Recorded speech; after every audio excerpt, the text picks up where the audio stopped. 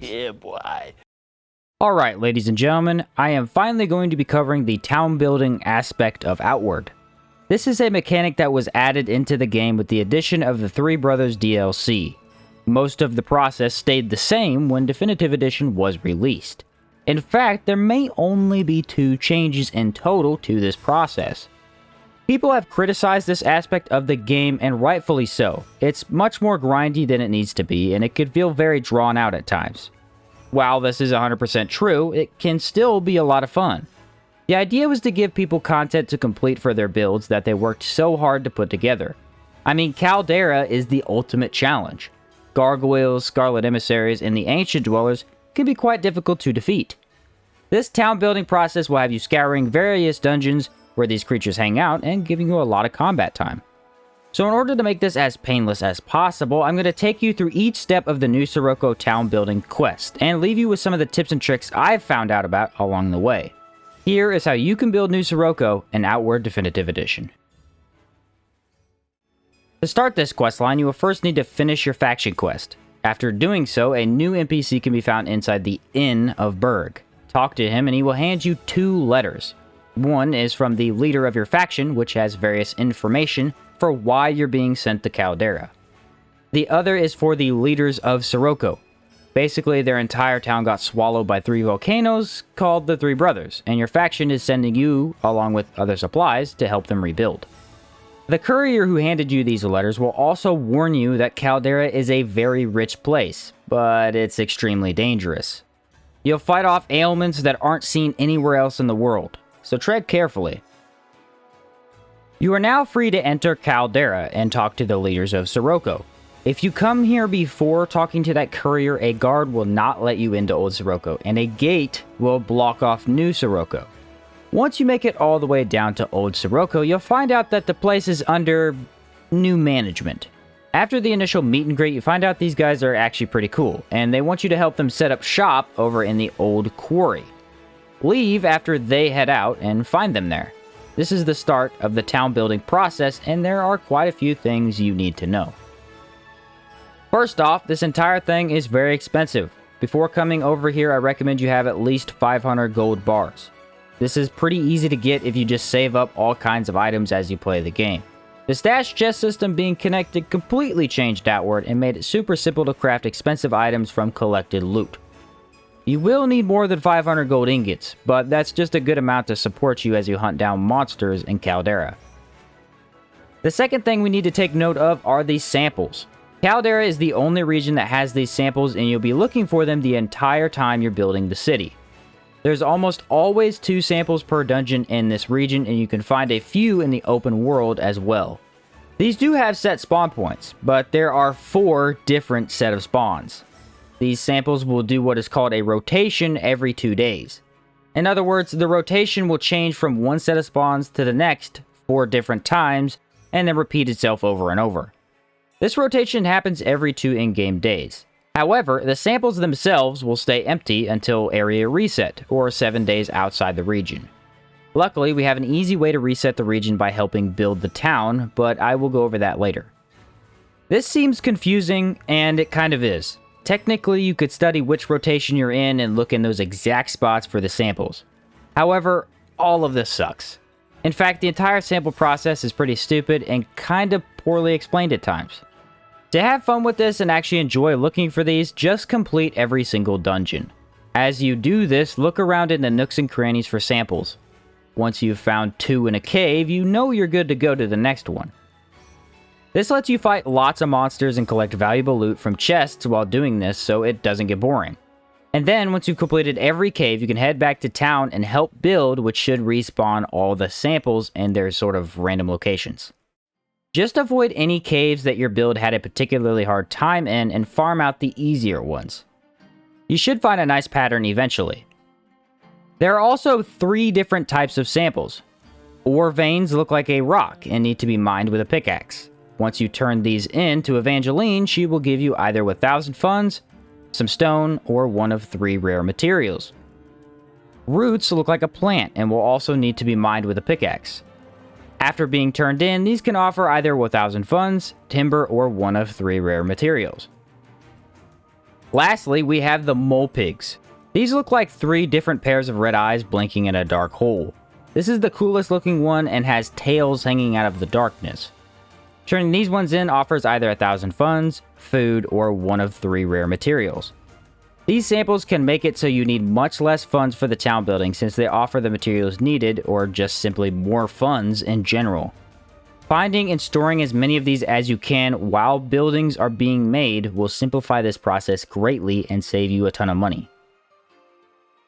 Another aspect of New Sirocco you need to understand is the 3 main NPCs who help you out. Help you out is pretty generous as they just kind of stand there, hardly ever moving, but if the game says they help you, I guess that's what they do.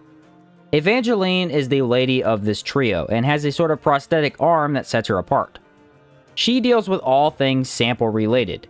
Turn those over to her and she'll give you any of the things previously mentioned. The whole transfer of samples is pretty easy to understand, but Definitive Edition added a new mechanic to this NPC. After you turn in 3 samples to her, you can send her off on an expedition to find a specific material. This will help you later when some of the buildings require bloodroot or petrified organs to begin construction. This can only be done once after the first 3 samples are turned in. After that, she only offers the service for every 10th sample turned in. This does save though, so you can keep turning them in over and over and come back much later to take her up on the expeditions. It will take her 1 in-game day to locate the item. Return to her after that and it will be placed in your inventory. Joseph Dumas is the red-haired fellow and he will offer you blueprints for the buildings you want to put up. He starts out with only 3 houses and 3 workshops available for sale. As you progress in the questline and make the place more hospitable, he will open up his wares and offer specialized buildings that offer interesting items and skills. Even further along in the story, he offers upgrades to those specialized buildings. You can always buy the same blueprints from him since his wares get restored as soon as you stop talking to him. This means you could buy as many of the same blueprint as you want, so you don't need to worry about buying one and accidentally losing it in your endless backpacks or something. Joseph also has some silver in his possession, so that you can buy the blueprints from him. Since his wares are restored almost immediately, he has infinite money. You can sell to him, exit his inventory, and immediately sell to him again even if you took all his money from selling. Unfortunately, he never has a lot of silver, so you can't sell big ticket items like glass weapons. But it's helpful especially early on since you have limited vendors. Joseph also has a dialogue option that you can use to help build with the people of Sirocco. Doing this will skip 7 days, which is important because some buildings take 40 days to build. This lets you cut down on the days you need in-game and also allows you to keep watch on your resources so you don't run out. Be careful as 7 days will reset the outside region and respawn all enemies and samples. However, this is off sometimes, so you may need to sleep for a few hours to fully spend 7 days outside the region. Finally, we have Dorian Dumas, who is the older fellow with a large sword on his back. He serves 2 purposes. One of those is as one of the biggest vendors. Dorian has quite a large amount of gold and silver for you to sell loot and gain funds. Here's where you sell weapons and other craftables that sell for over 100 silver. He has a lot, but not infinite, so you can only sell so much at one time until the town is reset. This is 7 days like in any other town. Dorian is also responsible for the town's resources. He essentially keeps track of what the town has to use for building, and you can buy more at any time as long as you have the funds to do so. You start out with some of each category, but funds is what you'll have available to spend on the town. This only counts what you have given Dorian. Any gold or silver in your chest is completely separate from that amount. You also have food, timber, and stones. It's important to keep all 4 of these categories stocked up. Workers will completely halt construction if there is not money to get paid or no food to eat. Timber and stone is only used for initial construction, so those are a bit easier to manage. One major factor of these resources is the fact that your stockpile building can only hold a certain amount of food, timber, and stone. If you continue to turn in samples after these 3 categories are full, you'll be wasting a lot of resources. They will give you the timber, stone, and food still, but since there's nowhere to put it, it just simply disappears. So don't turn in every sample you collect. Store them in your chest and only use them when you run low on funds or materials. Money seems to be different, and I don't think there's a limit to how much you can put in. However, you will reach a point where you'll be losing money every day, so I don't always put in my full amount at once, just in case I happen to run out and don't notice. Luckily, this town does have a stash chest, which means you can store up all kinds of things and save them for when you reach New Sirocco. To get ready for the town building, I recommend you stockpile a few things. Pickaxes. There's nowhere to repair in New Sirocco until you build the blacksmith, so bringing over multiple pickaxes will save you a lot of repair time. The same thing could be said for the fishing harpoons. These samples use up a lot of durability, so at least 3 extras in your chest is pretty helpful. Since there's almost nothing here, you also don't get a cook or alchemist. Bring along at least 1 alchemy kit and a cooking pot. Also, make sure you have 1 or 2 plant tents for this area. Caldera is hot, and since plant tents offer hot weather defense, it will come in handy. More importantly, plant tents restore food and water when you sleep in them. Every once in a while, you'll want to skip a few days, and not doing this in a plant tent forces you to whittle down your food way too much. Repairing must also be done quite a bit, which will leave you with 0 food if you aren't careful. You do have infinite water here, but it needs to be cooked first, as it's rancid, further requiring that cooking pot. The alchemy kit, cooking pot, and tent can all be set up immediately upon entering town. New Sirocco does not reset ever, since that would mess with the town building process. So throw these down in a nice spot and leave them there forever. Oh, and bring along the preservation backpack. It can be dropped on the ground to preserve food much longer, since it will die in your inventory as you build the town. If you missed that item, simply grab an alchemist backpack from the merchant in Levant. It does nearly the same thing. This backpack idea might seem like something small, but trust me, running out of food in Caldera takes very little time if you leave it to rot. Also, take notice of your quest timer and map.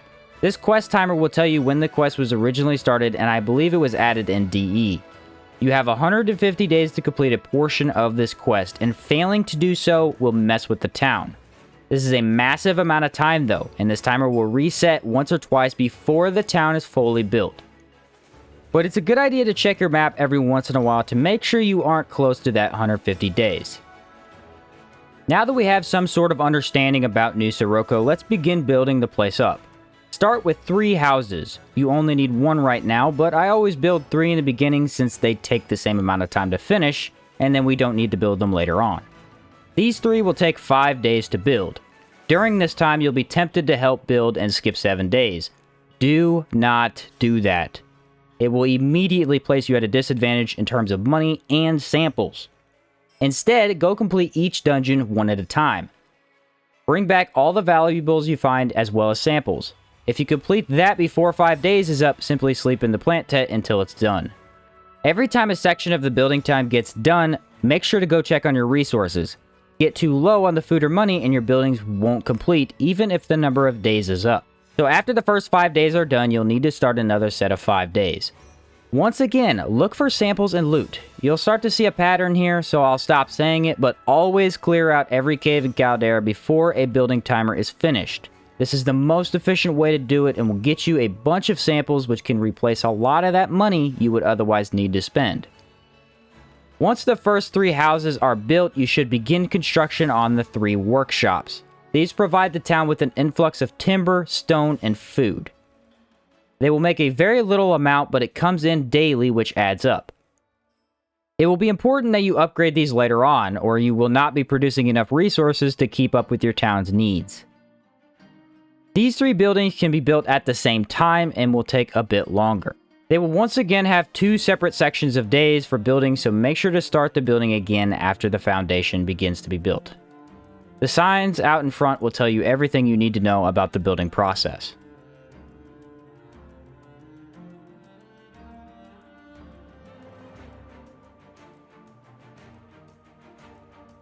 After you have 3 houses and 3 workshops built up, you'll want to continue the quest line. Speak to Dorian and he will send you to get an egg. Walk over to the Myram Hive and grab a Myram egg from a dangerous mini-boss. Then take that egg over to Sulfuric Caverns and fertilize it with the blue pool there. Be cautious as the mini-boss is quite dangerous and there is a scary surprise waiting for you in the Sulfuric Cave. After you bring this back to town, Evangeline will also get back from raiding the rich nobles. You'll receive some more funds for the next portion of the town building. Yosef will also gain new buildings for you to make. The yellow ones are upgrades for the 3 workshops, and the blue ones with stars are specialized buildings. You'll be tasked with having 3 houses and 2 specialized buildings. Luckily, we already made 3 houses in the beginning and can begin other types of construction. This egg quest you're sent on will mark the end of your first 150-day timer. So you're now given a brand new timer of 150 days to start building these specialized buildings. We want to be careful here because some of those will cost us funds after they're made while others will make us some. You should first build the food store. It provides funds and foods for the town, which is the best possible purchase we can make right now. It will also provide you with another vendor to sell things to, and I can assure you, you'll be wanting that by now. Other things to build are the first upgrades for the 3 workshops so that they grant you more timber, stone, and food each day. These should take only 1 build cycle.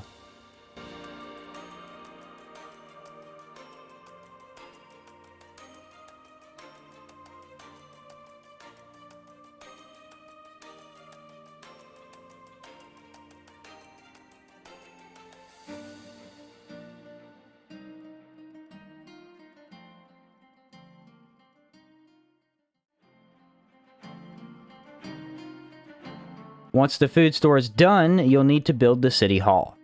This is essential for making everything else, but more importantly, it will provide 20 funds per day per housing. Once this one's built, all 3 of our leader NPCs will move in there, so don't put this far away or you'll be very annoyed with yourself. Once you have the food store and town hall built up, I recommend you talk to Yosef and do something for him. You're supposed to need 2 specialized buildings for this to show up, but the city hall still triggers it for you, so talk to him. He'll task you with charging up a stone and bringing it back to town. Do try and clear out old Sirocco before doing this. It makes things a whole lot easier. You definitely don't need to clear it out beforehand, as I didn't in the video, but I also messed up and almost died, so yeah.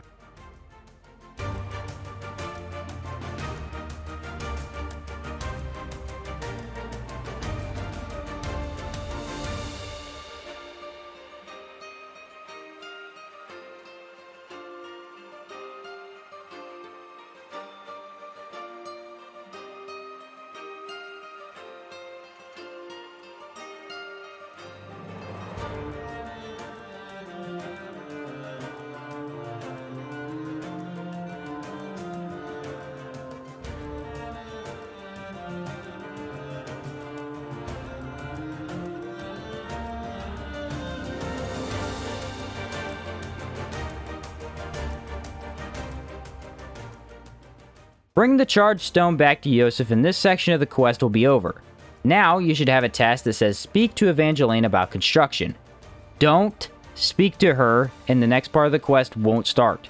This is very, very important because it means we have unlimited time. You can finish any of the building that you want during this time or go farm for more samples and money if you're getting low. Talking to Evangeline will start a new 150-day timer. But you might as well build everything you can during this very forgiving period.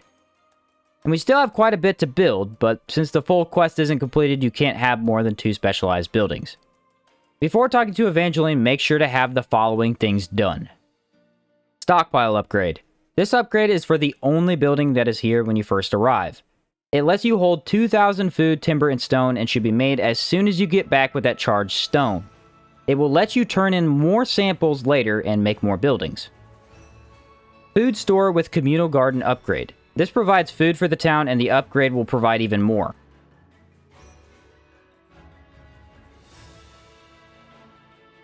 Blacksmith with either upgrade.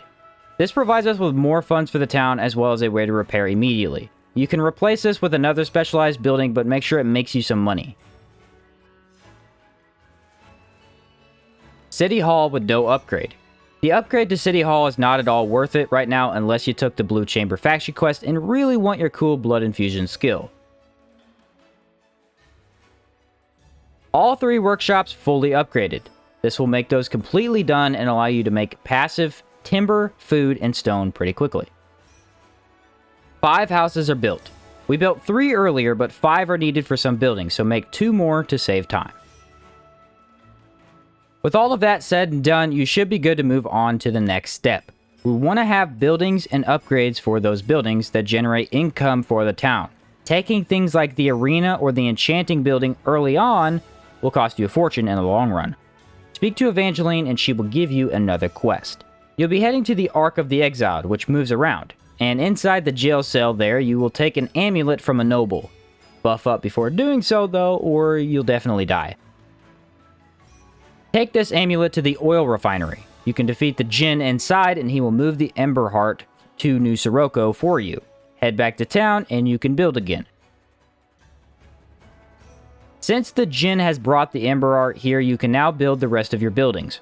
I highly recommend the water purifier, as it not only makes funds, but provides water that massively buffs stamina. And its upgrade makes even more funds. After that, you should have 2 more buildings you can make. Most people will probably choose the arena and the enchanting guild.